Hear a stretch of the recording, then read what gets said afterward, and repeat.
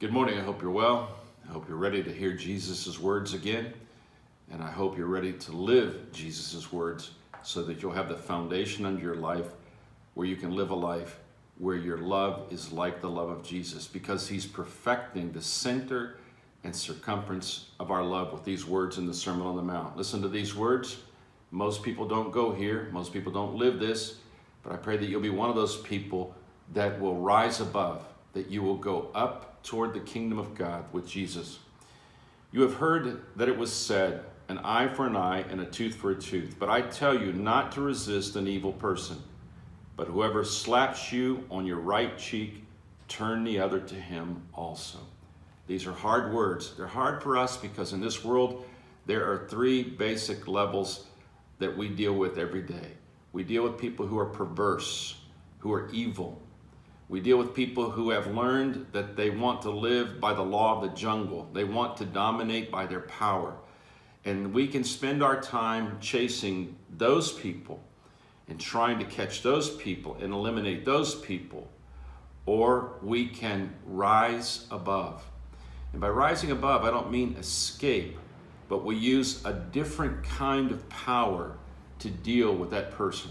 Listen to these words of E. Stanley Jones in his book about the Sermon on the Mount, which has so greatly influenced me. He says, the person who hits you in the face with their hand, he says, he tries to break your head, and you as a Christian try to break his heart.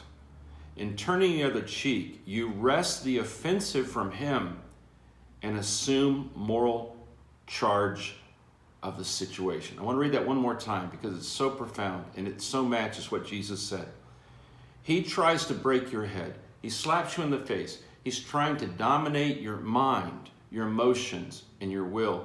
He's trying to break your mind and emotions and will. He slaps you, or he behaves in a perverse way toward you. He tries to break your head. And you, as a Christian, try to break his heart. In turning the other cheek, you wrest the offensive from him and assume moral charge of the situation. He says this also, we live on a higher level, and by using higher weapons, the level of unfailing love and the weapons of unquenchable goodwill, the weapons of unquenchable goodwill. We need to remember that Jesus came from above. He came from the kingdom of God, and he humbled himself and became obedient even to the death of the cross. He came from the higher level. He was already living above, and he came to our level and lived in the middle of perverse people, violent people, people who are his enemies, and that would have included you and me. And he pulls us up above, to rise above, come out of the level of the jungle, of the battle for survival and consuming all you can consume. Come out of that, but keep rising. And when someone who has more power than you slaps you on the face, turn the other cheek. And by this is a weapon. It is the weapon of the higher level. It's the weapon that someone like Martin Luther King Jr. used when he fought the evil of racism in the United States. He broke our heart.